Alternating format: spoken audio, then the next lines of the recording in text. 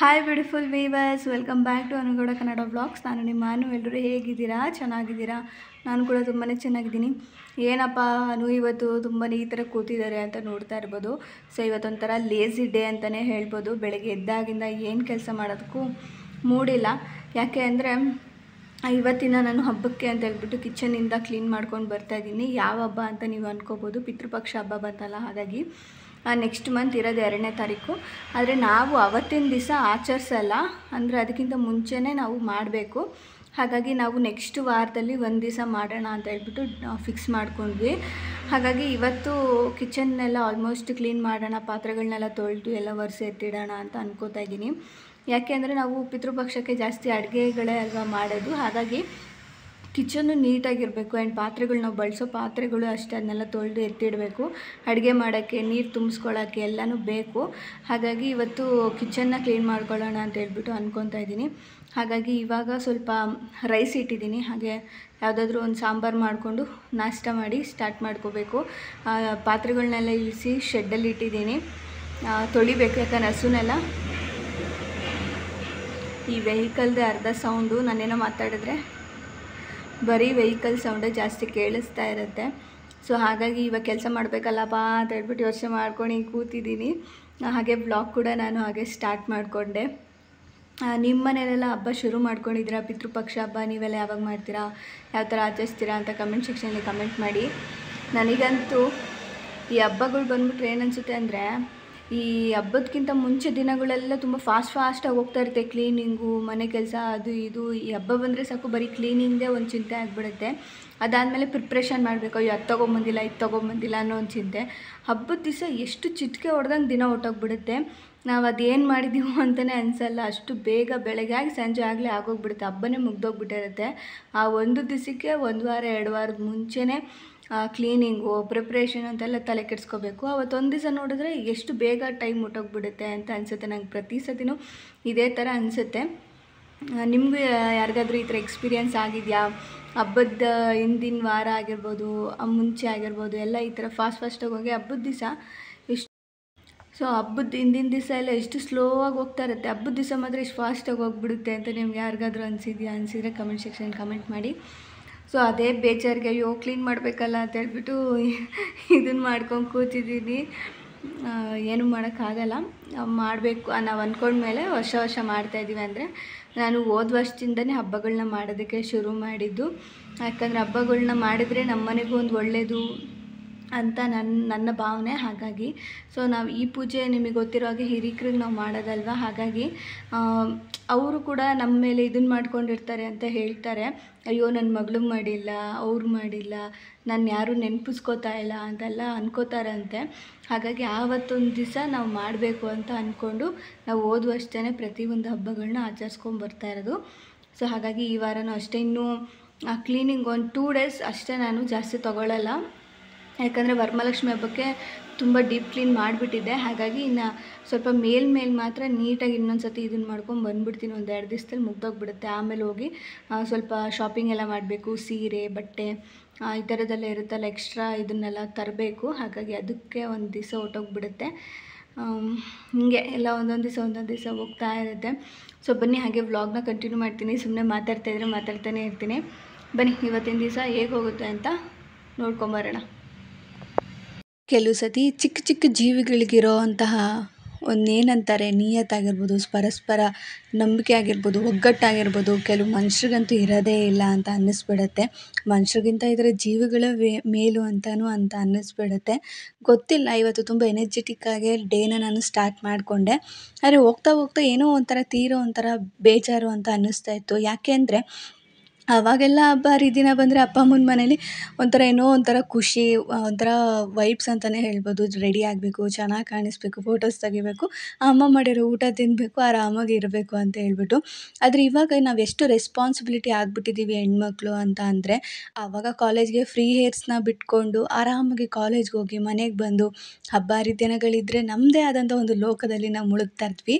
ಆದರೆ ಇವಾಗ ಅದೇ ಕೂದಲನ್ನ ಕಟ್ಕೊಂಡು ಹಬ್ಬಕ್ಕೆ ಇನ್ನೊಂದು ವಾರ ಇದೆ ಅನ್ನೋ ಅಷ್ಟೊತ್ತಿಗೆ ಪಾತ್ರೆಗಳನ್ನೆಲ್ಲ ಇಳಿಸ್ಕೊಂಡು ಅದನ್ನು ತೊಳ್ದು ಅದನ್ನೆಲ್ಲ ಎತ್ತಿಟ್ಟು ಅಂದರೆ ತೊಳಿಬೇಕಾಗುತ್ತಲ್ಲ ಅಂತ ಬೇಜಾರೇನಿಲ್ಲ. ಆದರೆ ಅವಾಗಿರೋ ರೆಸ್ಪಾನ್ಸಿಬಿಲಿಟಿಗೂ ಇವಾಗಿರೋ ನಮ್ಮ ಒಂದು ರೆಸ್ಪಾನ್ಸಿಬಿಲಿಟಿಗೂ ತುಂಬಾ ಡಿಫ್ರೆನ್ಸ್ ಇದೆ ಅಂತ ಅನ್ನಿಸ್ತಾ ಇರುತ್ತೆ. ಪದೇ ಪದೇ ಈ ಥರ ಏನಾದರೂ ಕೆಲಸ ಮಾಡ್ಬೇಕಾದ್ರೆ ನಂಗೆ ಅದು ನೆನಪಾಗ್ತಾನೆ ಇರುತ್ತೆ ಅಂತಲೇ ಹೇಳ್ಬೋದು. ಎಲ್ಲನೂ ಕ್ಲೀನ್ ಮಾಡಿಕೊಂಡು ಮನೆಯನ್ನೆಲ್ಲ ನೀಟ್ ಮಾಡಿಕೊಂಡು ಹಬ್ಬಕ್ಕೆ ತಯಾರಿ ಮಾಡಿ ಹಬ್ಬ ಮಾಡೋ ಅಷ್ಟೊತ್ತಿಗೆ ಏನೋ ಒಂಥರ ಆಗ್ಬಿಟ್ಟಿರ್ತೀವಿ. ನಾವಲ್ವೇನೋ ಅನ್ನಂಗೆ ಆಗ್ಬಿಟ್ಟಿರ್ತೀವಿ. ಆದರೆ ಹಬ್ಬ ಅಂದರೆ ನಮ್ಮನೆ ಅಂತ ಬಂದ ಮೇಲೆ ಎಲ್ಲನೂ ಮಾಡಲೇಬೇಕು. ಅದು ನಮ್ಮ ಒಳ್ಳೇದಕ್ಕೋಸ್ಕರನೇ ಅಂತಲೇ ತಿಳ್ಕೊಂಡಿದ್ದೀನಿ ನಾನು. ಹಾಗಾಗಿ ಎಷ್ಟೋ ಆಸೆ ಕನಸುಗಳ್ನೆಲ್ಲ ಮರ್ತೇ ಹೋಗ್ಬಿಟ್ಟಿರ್ತೀವಿ ಅಂತಲೇ ಹೇಳ್ಬೋದು. ಈ ಮದುವೆ ಆದಮೇಲೆ ನಮ್ಮದೇ ಆದ ಒಂದು ಫ್ಯಾಮಿಲಿ ರೆಸ್ಪಾನ್ಸಿಬಿಲಿಟಿ ಆದಮೇಲೆ. ಆದರೂ ಕೆಲವು ಸತಿ ಅಪ್ಪ ಅಮ್ಮನ ಮನೆಯೇ ಎಷ್ಟು ಚೆನ್ನಾಗಿರ್ತೈತಲ್ವಾ ಅಂತ ಅನಿಸುತ್ತೆ ಕೆಲವು ಸತಿ. ಅವಾಗಿರೋ ಲೈಫ್ ಇವಾಗಿರೋ ಲೈಫ್ ತುಂಬಾ ಡಿಫ್ರೆಂಟ್ ಅನಿಸ್ಬಿಡುತ್ತೆ. ಆ್ಯಂಡ್ ಇವಾಗೂ ಕೂಡ ಅಷ್ಟೇ ಎಷ್ಟೋ ಹೆಣ್ಮಕ್ಳು ಮದುವೆ ಆದಮೇಲೆ ಕೆಲವೊಂದಿಷ್ಟು ರೆಸ್ಪಾನ್ಸಿಬಿಲಿಟಿನ ನಾನು ತೊಗೋಬೇಕು, ಫ್ಯಾಮಿಲಿನ ನೋಡ್ಕೋಬೇಕು ಅಂತ ಹೇಳ್ಬಿಟ್ಟು ಎಷ್ಟು ಕಷ್ಟನ ಪಡ್ತಾ ಇರ್ತಾರೆ. ಅದರಲ್ಲಿ ಕೆಲವರು ಏನಕ್ಕೆ ಮಾಡಬೇಕು ಯಾರಿಗೆ ಮಾಡಬೇಕು ಅಂತಲೂ ಇರ್ತಾರೆ. ಆದರೆ ಎಷ್ಟೋ ಜನ ತುಂಬಾ ಕಷ್ಟಪಟ್ಟು ಅವ್ರ ಫ್ಯಾಮಿಲಿ ಅವರು ಚೆನ್ನಾಗೋಕ್ಕೋಸ್ಕರ ಎಷ್ಟು ಕೆಲಸ ಮಾಡ್ತಾಯಿರ್ತಾರೆ, ಹಾರ್ಡ್ ವರ್ಕ್ ಮಾಡ್ತಾಯಿರ್ತಾರೆ. ಅಂಥವ್ರನ್ನ ನೋಡಿ ನಾವು ಇನ್ಸ್ಪೈರ್ ಆಗಲೇಬೇಕು.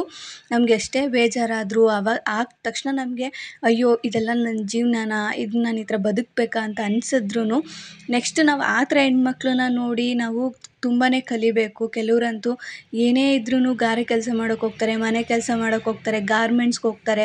ಈ ಥರ ಅವ್ರಿಗೆ ಸಿಕ್ಕಿರೋ ಲೈಫ್ಗೆ ನಮ್ಮ ಸಿಕ್ಕಿರೋ ಲೈಫ್ಗೆ ಕಂಪ್ಯಾರಿಟಿವ್ ನಾವು ಮಾಡ್ಕೊಳ್ಳೋಕ್ಕೆ ಹೋಗಬಾರ್ದು.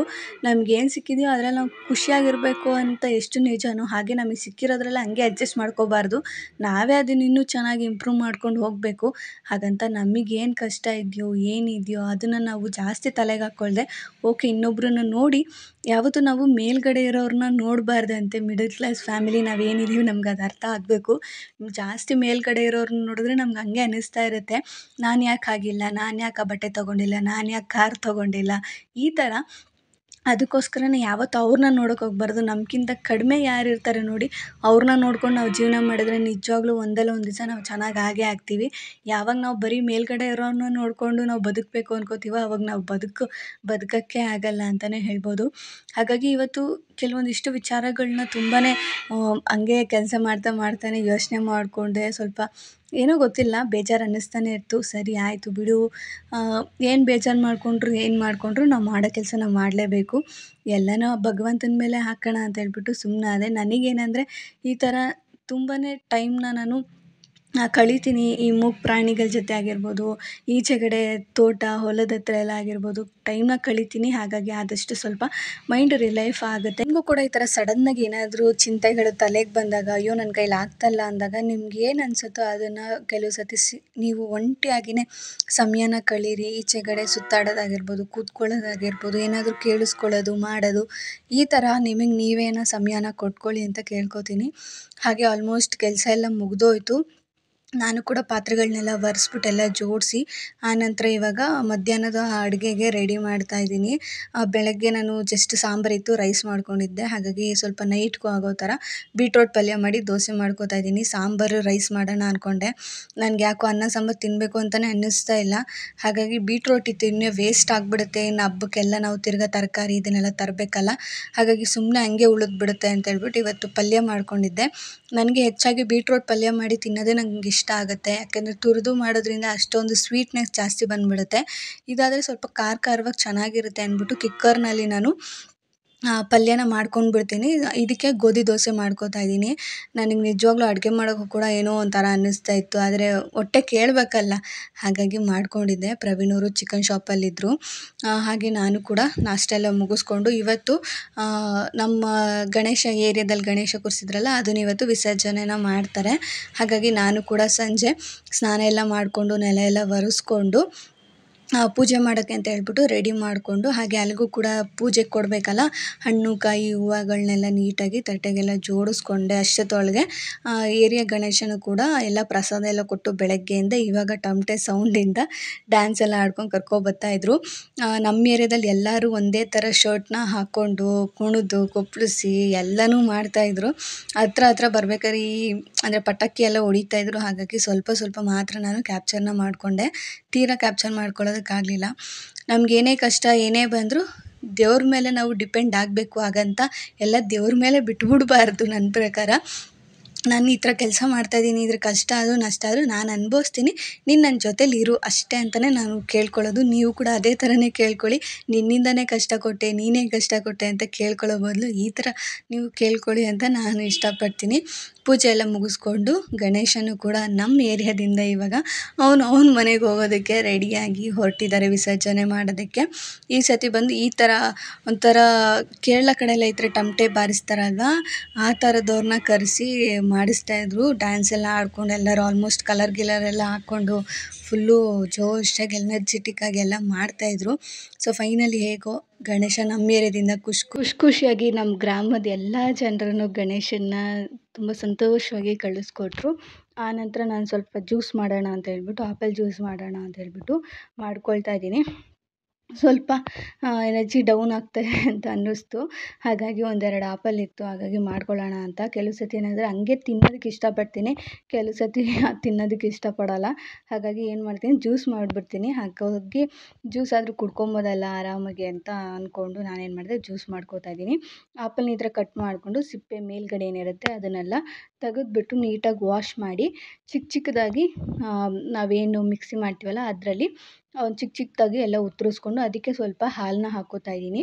ಹಾಲು ಹಾಕ್ಕೊಂಡು ರುಬ್ಬೋದ್ರಿಂದ ತುಂಬಾ ಟೇಸ್ಟಿಯಾಗಿರುತ್ತೆ. ಹಾಗಾಗಿ ಹಾಲು ಹಾಕ್ಕೊಂಡು ಒಂದೆರಡು ಖರ್ಜೂರ ಇಲ್ಲ ಕಲ್ಲು ಸಕ್ಕರೆ ಇಲ್ಲ ಬೆಲ್ಲ ಏನಾದರೂ ಹಾಕ್ಕೊಂಡು ನೀಟಾಗಿ ತೀರಾ ತೆಳ್ಳಗೂ ಮಾಡ್ಕೊಬೇಡಿ, ತೀರಾ ಗಟ್ಟಿಗೂ ಮಾಡ್ಕೊಬೇಡಿ, ಸ್ವಲ್ಪ ಮೀಡಿಯಮಲ್ಲಿ ಮಾಡ್ಕೊಳ್ಳಿ, ಚೆನ್ನಾಗಿರುತ್ತೆ ಕುಡಿಯೋದಕ್ಕೆ. ಹಾಗೆ ಇದಕ್ಕೆ ನಾನು ಬಾದಾಮಿನ ಸ್ವಲ್ಪ ಸಣ್ಣದಾಗಿ ಕಟ್ ಮಾಡಿ ಹಾಕ್ಕೋತಾ ಇದ್ದೀನಿ. ಇಲ್ಲ ನೀವು ಬೇಕಾದರೆ ಏನು ಆ್ಯಪಲ್ ಜ್ಯೂಸ್ ಮಾಡಬೇಕಂದ್ರೆ ಸ್ವಲ್ಪ ಬಾದಾಮಿನ ಹಾಕಿ ರುಬ್ಕೊಂಡ್ರೆ ಇನ್ನೂ ಟೇಸ್ಟ್ ಚೆನ್ನಾಗಿರುತ್ತೆ. ಆದರೆ ನಾನು ಇದಕ್ಕೆ ಸ್ವಲ್ಪ ಬಾಯಿಗೆಲ್ಲ ಸಿಗಲಿ ಅಂತ ಹೇಳ್ಬಿಟ್ಟು ಬಾದಾಮಿನ ಈ ಥರ ಸ್ವಲ್ಪ ಸಣ್ಣದಾಗಿ ಕಟ್ ಮಾಡಿ ಹಾಕ್ಕೊಂಡಿದ್ದೀನಿ.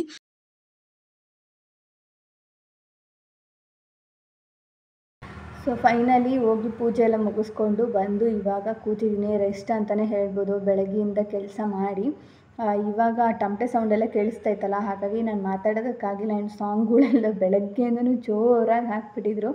ಹಾಗಾಗಿ ಸೊ ನನಗೂ ಕೂಡ ಒಂಥರ ನೆಮ್ಮದಿ ಆಯಿತು ದೇವ್ರಿಗೆ ಪೂಜೆ ಎಲ್ಲ ಮಾಡಿಸಿದ್ದು. ಏನೂ ಮಾಡೋಕ್ಕಾಗಲ್ಲ. ಕೆಲವು ಸತಿ ತೀರಾ ಮನಸ್ಸು ಕಾರಣ ಇಲ್ಲದೇ ಬೇಜಾರಾಗುತ್ತೆ, ಕೆಲವು ಸತಿ ಕಾರಣ ಇದ್ದು ಬೇಜಾರು, ಈ ಥರ. ಸೊ ಬೆಳಗ್ಗಿಂದನೇ ಯಾಕೋ ಸ್ವಲ್ಪ ನಾನು ಹೇಳ್ದಂಗೆ ಒಂಥರ ಅಪ್ಸೆಟ್ ಆಗಿರೋ ಥರ ಅನ್ನಿಸ್ತೈತಿ. ಯಾಕೋ ಏನು ಕೆಲಸನೂ ಮಾಡೋಕ್ಕೆ ಮೂಡಿಲ್ಲ, ಆದರೂ ಕೆಲಸ ಮಾಡಲೇಬೇಕು ಈ ಥರ ಅನ್ನಿಸ್ತಾಯಿತ್ತು. ಸೊ ಹೇಗೋ ಎಲ್ಲ ಆಯಿತು. ಸೊ ಹಾಗಾಗಿ ಇವಾಗ ರೆಸ್ಟ್ ಮಾಡ್ಕೊಳ್ತಾ ಹಾಗೆ ನಿಮ್ಮ ಜೊತೆ ಕೆಲವೊಂದಿಷ್ಟು ಮಾತಾಡೋಣ, ಹಾಗೆ ನೀವು ಕೇಳಿದಕ್ಕೂ ಕೂಡ ಹಾಗೆ ಹೇಳೋಣ ಅಂತ ಹೇಳ್ಬಿಟ್ಟು ಹಾಗೆ ಸ್ಟಾರ್ಟ್ ಮಾಡಿಕೊಂಡೆ. ಏನಿಲ್ಲ, ನಿಮ್ಗೆ ಗೊತ್ತಿರೋ ಹಾಗೆ ನನಗೆ ಪ್ರೊಫೆಷ್ನಲ್ ಮೇಕಪ್ ಕೋರ್ಸ್ನ ನಾನು ಕಂಪ್ಲೀಟ್ ಮಾಡಿದ್ದೀನಿ. ಸೊ ಇವಾಗ ನಾನು ಆರ್ಡ್ರುಗಳ್ನ ತೊಗೋತಾ ಇದ್ದೀನಿ. ಸೊ ನಿಮಗೂ ಯಾರಿಗೆಲ್ಲ ಬೇಕಾಗುತ್ತೆ ಮೇಕಪ್ ಮಾಡಿಸ್ಕೋಬೇಕು ಅಂತ ಇಷ್ಟ ಇದ್ದರೆ ನಿಮ್ಮ ಒಂದು ಬಿಗ್ ಡೇಗೆ ನೀವು ನನ್ನ ಕಾಂಟ್ಯಾಕ್ಟ್ ಮಾಡ್ಬೋದು. ಹೇಗೆ ಕಾಂಟ್ಯಾಕ್ಟ್ ಮಾಡಬೇಕು ನನ್ನ ಅಂತ ನಾನು ಮೊದಲು ಹೇಳ್ಬಿಡ್ತೀನಿ. ಸ್ಕ್ರೀನ್ ಮೇಲೆ ನಿಮ್ಗೊಂದು ನಂಬರ್ ಕಾಣಿಸ್ತಾ ಇರುತ್ತೆ, ನೀವು ಅದಕ್ಕೆ ಕಾಲ್ ಆರ್ ಇನ್ಸ್ಟಾಗ್ರಾಮಲ್ಲಾಗಿರ್ಬೋದು, ಮತ್ತು ಇಲ್ಲಾಂದರೆ ನಿಮ್ಗೇನಾದರೂ ಇನ್ಸ್ಟಾಗ್ರಾಮಲ್ಲಿ ನೀವು ಮೆಸೇಜ್ ಮಾಡಿದ್ದೀರಾ, ನಾನು ನೋಡಿಲ್ಲ, ರೆಸ್ಪಾನ್ಸ್ ಮಾಡಿಲ್ಲ ಅಂದರೆ ನೀವು ನನಗೆ ಡೈರೆಕ್ಟಾಗಿ ಸ್ಕ್ರೀನ್ ಮೇಲೆ ಕಾಣ್ತಿರೋ ಒಂದು ನಂಬರ್ಗೆ ನೀವು ಕಾಲ್ ಆದರೂ ಮಾಡಿ, ವಾಟ್ಸಪ್ ಆದರೂ ಮಾಡಿ, ನಾನು ಖಂಡಿತವಾಗ್ಲೂ ನಿಮಗೆ ರಿಪ್ಲೈನ ಕೊಡ್ತೀನಿ. ಸೊ ನೀವು ಕಾಲ್ ಮಾಡಿದ್ಮೇಲೆ ನಾನು ನಿಮ್ಗೆ ಯಾವ್ಯಾವ ಥರ ಪ್ಯಾಕೇಜ್ ಬೇಕು ಅನ್ನೋದನ್ನ ಹೇಳ್ತೀನಿ. ಇವಾಗ ಒಂದು ಬ್ರೈಡಲ್ ಮೇಕಪ್ ಅಂತ ನೀವು ಒಂದು ಎಕ್ಸಾಂಪಲ್ನ ತೊಗೊಳ್ಳಿ. ಬ್ರೈಡಲ್ ಮೇಕಪ್ ಇವಾಗ ಪ್ಯಾಕೇಜ್ ಏನು ನಡೀತಾ ಇದೆ ಅಂತ ಅಂದರೆ, ನಾನು ರಿಸೆಪ್ಷನ್ ಆ್ಯಂಡ್ ಮುಹೂರ್ತಮ್ಮು ಎರಡು ಮೇಕಪ್ನ ನಾನು ಮಾಡಿಕೊಡ್ತೀನಿ. ರಿಸೆಪ್ಷನ್ಗೆ ಹೇರ್ ಸ್ಟೈಲ್ ಆಗಿರ್ಬೋದು, ಸ್ಯಾರಿ ಡ್ರಾಪಿಂಗ್ ಆಗಿರ್ಬೋದು, ಮತ್ತು ಮೇಕಪ್ ಆಗಿರ್ಬೋದು ಎಲ್ಲನೂ ಮಾಡಿಕೊಡ್ತೀನಿ. ಹಾಗೆ ಮುಹೂರ್ತಮ್ಗೂ ಕೂಡ ಅಷ್ಟೇ, ಮೇಕಪ್ಪು, ಸ್ಯಾರಿ, ಹೇರ್ ಸ್ಟೈಲ್ ಎಲ್ಲನೂ ಕೂಡ ಇರುತ್ತೆ. ಹಾಗೆ ಅದ್ರ ಜೊತೆ ನಿಮಗೆ ನಾನು ವಿತ್ ಜ್ಯುವೆಲರಿನ ನಾನು ನಿಮಗೆ ಕೊಡ್ತಾಯಿದ್ದೀನಿ. ಯಾಕೆ ಅಂದರೆ ಬ್ರೈಡಲ್ ಅಂತ ಅಂದಮೇಲೆ ಎಲ್ಲ ಚೆನ್ನಾಗಿ ಇದ್ರೇ ಚೆನ್ನಾಗಿ ಕಾಣಿಸೋದಲ್ವ. ಒಬ್ಬರು ಬ್ರೈಡ್ ಅಂದಮೇಲೆ ಎಲ್ಲನೂ ಆವತ್ತೊಂದು ದಿವಸ ಅವರ ಒಂದು ಬಿಗ್ ಡೇ ಆಗಿರುತ್ತೆ. ಹಾಗಾಗಿ ನಾನು ಇದ್ರ ಜೊತೆ ಅವ್ರಿಗೆ ಜ್ಯುವೆಲರಿನೂ ಕೂಡ ನಾನು ಇನ್ಕ್ಲೂಡ್ ಮಾಡಿದ್ದೀನಿ. ಸೊ ಸ್ಟಾರ್ಟಿಂಗ್ ನನ್ನ ಹತ್ರ ಬ್ರೈಡಲ್ ಪ್ಯಾಕೇಜ್ ಇರೋದು 10,000ಇಂದ ಸ್ಟಾರ್ಟ್ ಮಾಡ್ಕೊಂಡಿದ್ದೀನಿ. 10,000ಇಂದ ಒಂದು ಬ್ರೈಡಲ್ ಮೇಕಪ್ಪನ್ನು ನಾನು ಮಾಡ್ತಾಯಿದ್ದೀನಿ. ಅದ್ರ ಜೊತೆ ನಿಮಗೆ ಪ್ಲಸ್ ಜ್ಯುವೆಲರಿನ ಆ್ಯಡ್ ಮಾಡಿ ಪ್ಯಾಕೇಜಲ್ಲಿ ನಿಮಗೆ 13,000ಕ್ಕೆ ನಾನು ಬ್ರೈಡಲ್ ಪ್ಯಾಕೇಜ್ನ ಮಾಡಿದ್ದೀನಿ. ವಿತ್ ಜ್ಯುವೆಲರೀಸ್ ನಿಮಗೆ 2 ಪೇರ್ಸ್ ಆಫ್ ಸಿಗುತ್ತೆ ನಿಮಗೆ. ಸೊ ವಿತ್ ಜ್ಯುವೆಲರಿ ನಾನು ನಿಮಗೆ ಬ್ರೈಡಲ್ ಮೇಕಪ್ಪನ್ನು ಮಾಡಿಕೊಡ್ತಾಯಿದ್ದೀನಿ. ಸೊ ಇಷ್ಟು ಬಂದು ಬ್ರೈಡಲ್ ಪ್ಯಾಕೇಜ್ ಡೀಟೇಲ್ಸ್ ಆಯಿತು. ನೆಕ್ಸ್ಟ್ ಬಂದು ನಾನ್ ಬ್ರೈಡಲ್ಸ್ ಆಗಿರ್ಬೋದು, ನಾರ್ಮಲ್ ಮೇಕಪ್ ಆಗಿರ್ಬೋದು, ಸೀಮಂತ್ ಆಗಿರ್ಬೋದು, ನೇಮಿಂಗ್ ಸೆರೆಮನಿ ಆಗಿರ್ಬೋದು, ಬೇಬಿ ಶವರ್ ಏನೇನೆಲ್ಲ ಇರುತ್ತಲ್ಲ ಮನೆ ಗ್ರೂಪ್ ಆಗಿರ್ಬೋದು, ಇಲ್ಲ ನೀವು ಯಾರಿಗಾದ್ರೂ ಅಣ್ಣ ತಂಗಿ ಈ ಥರ ಅವ್ರಿಗೆ ಮದುವೆ ಆಗ್ತಾಯಿದೆ, ನೀವು ಅವರ ಫಂಕ್ಷನ್ಸ್ಗೆ ರೆಡಿ ಆಗಬೇಕು ಅಂದರೂ ಸಹ ಸರಿಯೇ. ಈ ಎಲ್ಲದಕ್ಕೂ ನಾವು ನಾನ್ ಬ್ರೈಡಲ್ ನಾರ್ಮಲ್ ಮೇಕಪ್ನ ಮಾಡಿಕೊಡ್ತೀವಿ. ಅದಕ್ಕೆ ಎಷ್ಟು ಚಾರ್ಜ್ ಆಗುತ್ತೆ ಅಂದರೆ ಡಿಪೆಂಡ್ಸ್ ಆನ್ ನೀವು ಯಾವ ಥರ ಹೇರ್ ಸ್ಟೈಲ್ ಕೇಳ್ತೀರಾ ಇದ್ರ ಮೇಲೆ. ಆಮೇಲೆ ಮೇಕಪ್ ಯಾವ ಥರ ಇರಬೇಕು. ಸೊ ಕೆಲವ್ರು ಕೇಳ್ತಾರೆ ಸ್ವಲ್ಪ ಲೈಟಾಗಿರಲಿ, ನಮ್ಮ ಸ್ಕಿನ್ಗೆ ಮ್ಯಾಚ್ ಆಗೋ ಥರ ಇರಲಿ ಅಂತ ಕೇಳ್ತಾರೆ. ಸೊ ಆ ಥರದವ್ರಿಗೆ ಒಂದು ಪ್ಯಾಕೇಜ್ ಇರುತ್ತೆ. ಇಲ್ಲ ನಾನು ತುಂಬ ಚೆನ್ನಾಗಿ ಕಾಣಿಸ್ಬೇಕು, ನನಗೆ ಗ್ಲಾಸಿ ಮೇಕಪ್ ಬೇಕು, ಇಲ್ಲ HD ಮೇಕಪ್ಪೇ ಬೇಕು ನನಗೆ ಅಂತಂದರೆ ಇದಕ್ಕೊಂಥರ ಅಮೌಂಟ್ ಇರುತ್ತೆ. ಯಾಕಂದರೆ ನಾವು HD ಗ್ಲಾಸಿ ಮತ್ತು ವಾಟರ್ ಪ್ರೂಫ್ ಎಲ್ಲ ಬ್ರೈಡಿಗೆ ಮಾತ್ರ ಕೊಡೋದು. ಹಾಗಾಗಿ ಬ್ರೈಡ್ ಪ್ಯಾಕೇಜಲ್ಲಿ ಅದೆಲ್ಲ ಇನ್ಕ್ಲೂಡ್ ಆಗಿರುತ್ತೆ. ನಾವು HD ಮೇಕಪ್ ಆಗಿರ್ಬೋದು, ವಾಟರ್ ಪ್ರೂಫ್ ಆಗಿರ್ಬೋದು, ಇದೆಲ್ಲ ಮಾಡೋದು ನಾವು ಬ್ರೈಡ್ ಪ್ಯಾಕೇಜಲ್ಲಿ ಇರುತ್ತೆ. ನೀವು ನಾರ್ಮಲ್ಲು ನಾನ್ ಬ್ರೈಡಲ್ಗೆಲ್ಲ ನಾವು ನಾರ್ಮಲಾಗಿ ನಿಮಗೆ ಆದಷ್ಟು ನ್ಯಾಚುರಲ್ ಆಗಿರೋದಕ್ಕೆ, ಹಾಗೆ ಮೇಕಪ್ಪು ನಿಮಗೆ ತುಂಬ ಸಟಲ್ಲಾಗಿ ಹಾಗೆ ನ್ಯಾಚುರಲಾಗಿ ಕಾಣಿಸೋ ಥರ ಮಾಡ್ಕೊಳ್ಬೇಕು ಅಂತ ಅಂದ್ಕೊಂಡಿರೋದ್ರಿಂದ ನಾನು ಇವಾಗ ಈ ಥರ ಎಲ್ಲ ಪ್ರೋಗ್ರಾಮ್ಸ್ ಇವಾಗ ನನ್ನ ಸೈಡಲ್ಲಿ ಹಾಕಿದ್ದೀರಲ್ಲ, ಈ ಎಲ್ಲ ಫಂಕ್ಷನ್ಸ್ಗೂ ಕೂಡ ನಿಮಗೆ ಮೇಕಪ್ ಬೇಕು ಅಂದರೆ 3000ಇಂದ ಸ್ಟಾರ್ಟ್ ಆಗುತ್ತೆ. ಡಿಪೆಂಡ್ಸ್ ಆನ್ ನೀವು ಯಾವ ಏರಿಯಾದಲ್ಲಿ ಇದ್ದೀರಾ ಅಂತಲೂ ಗೊತ್ತಾಗುತ್ತೆ. ಇವಾಗ ನಮ್ಮ ಏರಿಯಾ ಅಂದರೆ ಇಲ್ಲಿ ಸುತ್ತಮುತ್ತ ಆಗಿದ್ರೆ ಜಸ್ಟ್ 3000ಇಂದ ಸ್ಟಾರ್ಟ್ ಆಗುತ್ತೆ. ಒಂದು ವೇಳೆ ನೀವು ದೂರ ಇದ್ದೀರಾ ಅಂದರೆ ಒಂದು 250, 500, 1000 ಇದ್ದರೆ ಇನ್ಕ್ರೀಸ್ ಆಗ್ತಾ ಹೋಗುತ್ತೆ. ಇವಾಗ ನಾವೆಲ್ಲಿದ್ದೀವೋ ಅಲ್ಲಿ ಬಿಟ್ಟು ನೀವು ತುಮಕೂರು, ಹಾಸನ್ ಈ ಕಡೆ ಎಲ್ಲ ನಿಮಗೆ ಮೇಕಪ್ ಬೇಕು ಅಂದರೆ ಒಂದು 500,000 ಜಾಸ್ತಿ ಆಗೇ ಆಗುತ್ತೆ. ಅದು ಬಿಟ್ಟರೆ ಇನ್ನೆಲ್ಲ ನಿಮಗೆ ನಾರ್ಮಲಾಗಿ ನೀವು ಯಾವ ಥರ ಹೇರ್ ಸ್ಟೈಲ್ ಕೇಳ್ತೀರಾ, ಮೇಕಪ್ ಕೇಳ್ತೀರಾ, ಅದೇ ಥರನೇ ನಿಮಗೆ ನೋಡಿ ನಾವು ಮಾಡಿಕೊಡ್ತೀವಿ. ಆದರೆ ನೀವು ಜಸ್ಟು ಬರೀ ಒಂದು ಇದನ್ನು ಕೇಳಿಬಿಟ್ಟು ನೀವು ಕಟ್ ಮಾಡಿದರೆ ಅದು ಏನಕ್ಕೂ ಲಾಭ ಇಲ್ಲ. ನೀವು ಫಸ್ಟು ತಿಳ್ಕೊಬೇಕು ಯಾವುದಾದ್ರು ಇರುತ್ತೆ, ಏನೇನು ಇರುತ್ತೆ ಅಂತ ನೀವು ಕರೆಕ್ಟಾಗಿ ತಿಳ್ಕೊಂಡ್ರೆ ನಿಮ್ಗೊಂದು ಐಡಿಯಾ ಬರುತ್ತೆ. ಸೊ ಆವಾಗ ನಿಮಗೂ ಕೂಡ ಓಕೆ ಅಂತ ಅನಿಸುತ್ತೆ. ನೀವು ಜಸ್ಟ್ ಇದನ್ನು ಮಾತ್ರ ಕೇಳ್ಕೊಂಡು ನೀವು ಕಟ್ ಮಾಡಿದ್ರೆ ನಿಮ್ಗೆ ಐಡಿಯಾ ಇರೋಲ್ಲ. ಹಾಗಾಗಿ ಇದೆಲ್ಲ ನಾನು ಮೇಕಪ್ನ ಮಾಡಿಕೊಡ್ತಾಯಿದ್ದೀನಿ. ಸೊ 3000ಇಂದ ಮೇಕಪ್ನ ಸ್ಟಾರ್ಟ್ ಮಾಡ್ಕೊಂಡಿದ್ದೀನಿ. ನಾರ್ಮಲ್ ನಾನ್ ಬ್ರೈಡಲ್ ಯಾವುದೇ ಆಗಿರ್ಬೋದು, ಯಾವ ಫಂಕ್ಷನ್ ಆಗಿರ್ಬೋದು ನಾನು ಮಾಡಿಕೊಡ್ತೀನಿ. ಹಾಗೆ ಪ್ರೀ ವೆಡ್ಡಿಂಗ್ದು ಕೂಡ ಕೇಳಿದ್ರಿ. ಸೊ ಪ್ರೀ ವೆಡ್ಡಿಂಗ್ದು ಕೂಡ 3000 ಆಗುತ್ತೆ. ನಾನು ಬಂದು ಮಾಡಿಕೊಡ್ತೀನಿ, ಅದಂತೂ ನಾನು ಬಂದು ಮಾಡಿಕೊಡ್ತೀನಿ. ಸೊ ಒಂದು 2-3 ಕಮೆಂಟ್ಸ್ ಬಂದಿತ್ತು ಅದು ಪ್ರೀ ವೆಡ್ಡಿಂಗ್ದು ಮಾಡಿಕೊಡ್ತೀರಾ ಅಂತ. ಸೊ ಮಾಡಿಕೊಡ್ತೀನಿ. ಸೀಮಂತದ್ದು ಅಷ್ಟೇ ಮಾಡಿಕೊಡ್ತೀವಿ. ಸೊ ಗೊತ್ತಲ್ಲ, ನಿಮಗೆ ಏನಾದರೂ ಯಾವುದಾದ್ರೂ ಮೇಕಪ್ ಬೇಕು, ಬ್ರೈಡಲ್ ಆಗಿರ್ಬೋದು, ನಾನ್ ಬ್ರೈಡಲ್ ಆಗಿರ್ಬೋದು, ಯಾವುದಾದ್ರೂ ಬೇಕು ಅಂತ ಇದ್ದರೆ ಸ್ಕ್ರೀನ್ ಮೇಲೆ ಕಾಣ್ತಿರೋ ನಂಬರ್ಗೆ ನೀವು ಕಾಲ್ ಮಾಡಿ, ಇಲ್ಲ ವಾಟ್ಸಪ್ ಮಾಡಿ, ಇಲ್ಲ ನನ್ನ ಒಂದು ಇನ್ಸ್ಟಾಗ್ರಾಮ್ ಪೇಜ್ ಇದೆ ಅನು ಗೌಡ ಮೇಕಓವರ್ ನೆನ್ಮಂಗ್ಲ ಅಂತ. ಸೊ ಅದರಲ್ಲೂ ಕೂಡ ನೀವು ನನಗೆ ಬಂದು DM ಮಾಡಿ ಮೇಕಪ್ ಬಗ್ಗೆ ಎಂಕ್ವೈರಿ ಇದೆ ಅಂತ ಹೇಳ್ಬಿಟ್ಟು ನಾನು ನಿಮಗೆ ರಿಪ್ಲೈ ಮಾಡ್ತೀನಿ. ಯಾವ ಥರ ಮೇಕಪ್ ಎಷ್ಟು ಪ್ರತಿಯೊಂದನ್ನು ನಾನು ಡೀಟೇಲಾಗಿ ಕೇಳಿಕೊಂಡೆ ಆಮೇಲೆ ನಾನು ನಿಮಗೆ ಅಮೌಂಟ್ ಅಂತ ಹೇಳ್ತೀನಿ. ಯಾಕಂದರೆ ಎಲ್ಲರಿಗೂ ಒಂದೇ ಹೇಳ್ಬಿಟ್ಟಾಗ ಕನ್ಫ್ಯೂಷನ್ ಆಗುತ್ತೆ. ಅಯ್ಯೋ ನಾವು ಹಿಂಗೆ ಹೇಳ್ತಾಯಿದ್ದೀವಿ, ಇವ್ರು ಇದಕ್ಕೂ ಅಷ್ಟು ಹೇಳ್ತಾ ಇದ್ದಾರೆ ಅಂತ. ಸೊ ಮೊದಲು ನಿಮಗೆ ವಿತ್ ಎಕ್ಸ್ಟೆನ್ಷನಾ, ವಿತೌಟ್ ಎಕ್ಸ್ಟೆನ್ಷನ್ ಬೇಕಾ, ಇಲ್ಲ ಮೇಕಪ್ ಯಾವ ಥರ ಬೇಕು, ಸೊ ಈ ಥರದ್ದೆಲ್ಲ ಇರುತ್ತೆ. ಸೊ ಡೀಟೇಲಾಗಿ ನಾನು ನಿಮ್ಗೆ ಹೇಳಿದ್ರೆ ಮಾತ್ರ ನಿಮ್ಗೆ ಅರ್ಥ ಆಗುತ್ತೆ. ಹಾಗಾಗಿ ಸೊ ಒಂದು ವೇಳೆ ನಿಮಗೇನಾದರೂ ಮೇಕಪ್ ಎಂಕ್ವೈರೀಸ್ ಬಗ್ಗೆ ಏನಾದರೂ ಬೇಕು, ಇಲ್ಲ ಮೇಕಪ್ ಬೇಕು ನಾನು ಮಾಡಿಸ್ಕೋಬೇಕು ಅಂತ ಇದ್ದರೆ ಪ್ಲೀಸ್ ನನ್ನ ಒಂದು ಕಾಂಟ್ಯಾಕ್ಟ್ ನಂಬರು ಸ್ಕ್ರೀನ್ ಮೇಲೆ ಕಾಣಿಸಿದೆ, ಅದನ್ನು ನೋಟ್ ಮಾಡ್ಕೊಳ್ಳಿ.